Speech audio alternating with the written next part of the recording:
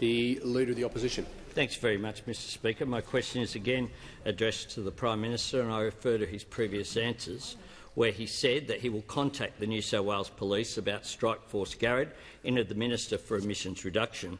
Will he assure the police and this House that the Minister for Emissions Reduction will do what he hasn't done to this parliament and state exactly what the origins of this doctored document about the City of Sydney Mayor was, what the origins of it were? Members on both sides, the Prime Minister has the call. Mr Speaker, the only reference I could make to the Leader of the Opposition's investigative capacity would be as Inspector Clouseau, Mr Speaker. Member for Isaacs. I'm going to leave the matters of pursuing these issues to the New South Wales Police, and I will speak directly to the New South Wales Police, Mr Speaker, and I will consider the information they provide me about this matter, and I will exercise my responsibilities under the standards once I have had the opportunity to have those discussions. What I won't do, Mr Speaker, is engage in the breathlessness of the Leader of the Opposition. I won't engage in that, Mr Speaker. I calmly consider my responsibilities. I soberly consider serious matters, Mr Speaker. I don't rush to the judgment of the Leader of the Opposition. And I know why this is happening today, Mr Speaker, because in the other place, Mr Members Speaker, on both sides. we are dealing with the Ensuring Integrity Bill. That's the bill we're dealing with over there. And the militant unionism that this mob over here, Mr Speaker, want to engage in a protection racket. Mr Speaker, I was wondering what the collective noun was for a group of militant unionists.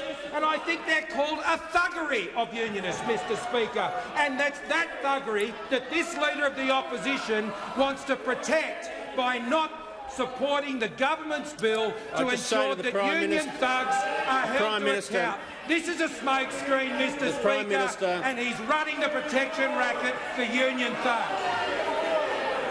Members on both sides, the Leader of the Opposition.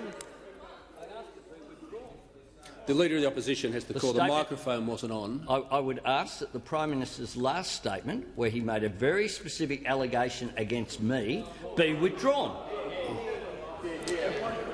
I just need to. I might have heard it slightly differently, and if I didn't hear it correctly, I apologise.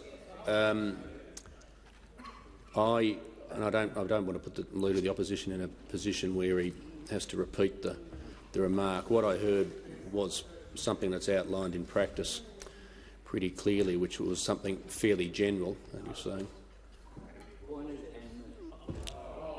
Well, I can only go on what's said. Okay, I can't get into hand gestures and all the rest.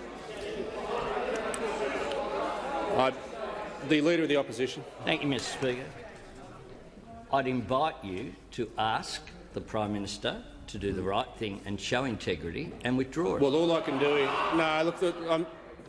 all I can do in this circumstance is say to a minister or a Prime Minister if they made an unparliamentary remark to withdraw it. But I didn't. As I said, if I'd heard that, I would have acted straight away. I thought it was a general observation that's covered in practice.